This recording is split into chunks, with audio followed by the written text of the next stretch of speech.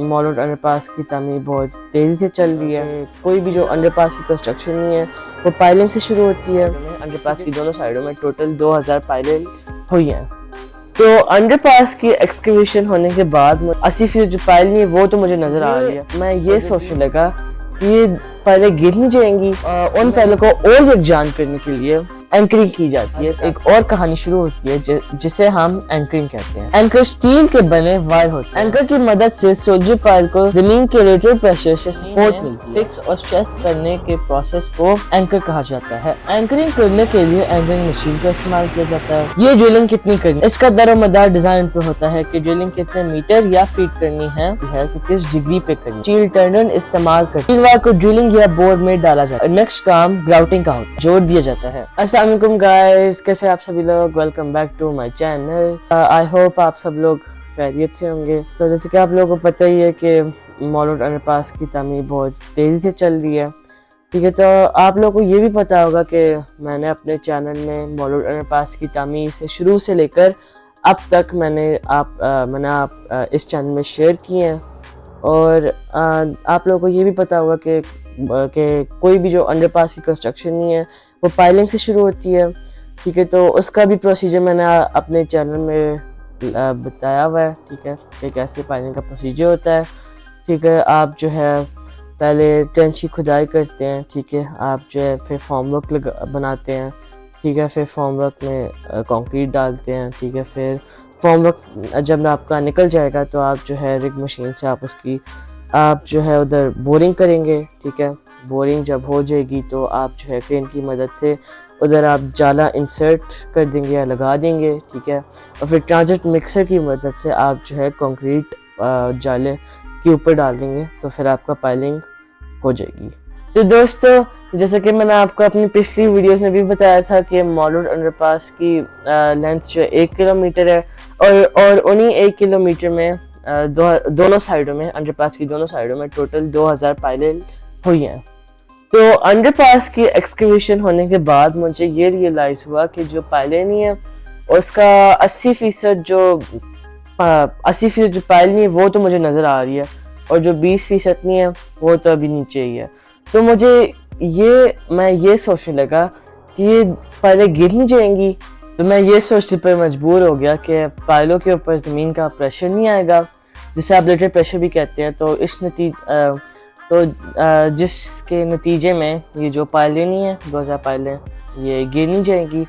तो मैं ये सोचने पर मजबूर हो गया, ठीक है। तो सबसे पहले मैं घर गया, गूगल से चेक किया, मुझे जवाब ना मिला। यूट्यूब में गया, उधर भी जवाब ना मिला, ठीक है। तो मैंने पापा से पूछा, ठीक है, उन्होंने मैं कुछ जवाब दिया, थोड़ा सा जवाब उन्होंने दिया। फिर मैंने चाचा से पूछा, उन्होंने बोला कि खाने हैं घुसे खाने,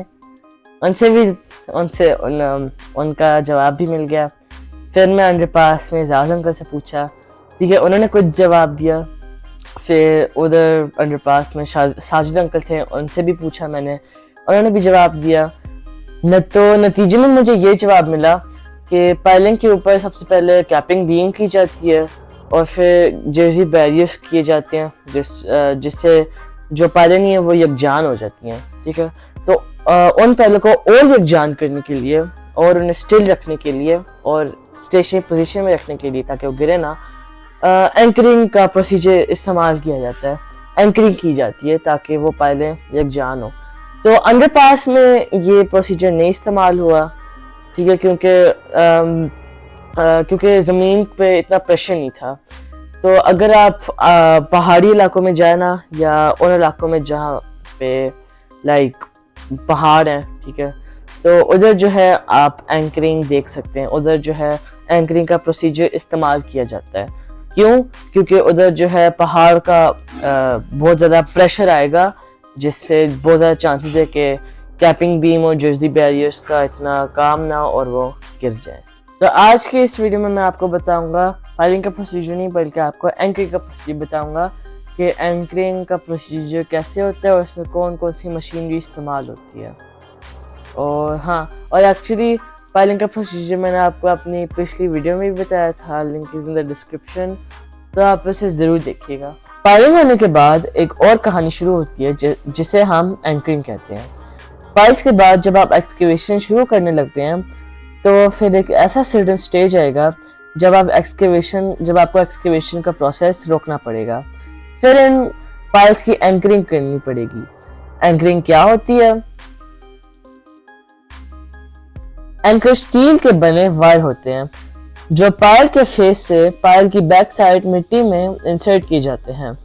एंकर की मदद से सोल्जर पायल को जमीन के लेटरल प्रेशर से सपोर्ट मिलती है, क्योंकि मिट्टी की कोशिश होती है कि पायल को लेटरल प्रेशर डालकर गिरा दिया जाए और एंकर सोल्जर पायल को स्टेबल रखने की कोशिश करते हैं। एंकर को पायल फेस से दाखिल करने के बाद इनको पीछे वाले जमीन में फिक्स और स्ट्रेस करने के प्रोसेस को एंकर कहा जाता है। एंकरिंग करने के लिए एंकरिंग मशीन का इस्तेमाल किया जाता है। एंकरिंग मशीन की मदद से हम दो पायलों के दरमियान ड्रिलिंग करना शुरू करते हैं। ये ड्रिलिंग कितनी करनी है, इसका दरोमदार डिजाइन पे होता है कि ड्रिलिंग कितने मीटर या फीट करनी है, और इसकी डिग्री भी बता दी जाती है कि किस डिग्री पे करनी है। ड्रिलिंग के बाद स्टील वायर या स्टील टर्नर इस्तेमाल करते हैं। स्टील वायर को ड्रिलिंग या बोर में डाला जाता है। इसके बाद नेक्स्ट काम ग्राउटिंग का होता है। ग्राउटिंग के बाद एंकर हेड को प्लेट से जोड़ दिया जाता है। तो ये सारा एंकर का प्रोसीजर था। एंकरिंग एक मेन किरदार अदा करता है पायल को स्टेबल रखने के लिए। तो आपको मेरी वीडियो कैसी लगी कमेंट सेक्शन में जरूर बताइएगा। और इसके साथ साथ हमारा वीडियो का भी एंड हो चुका है। Don't forget to like share subscribe my channel.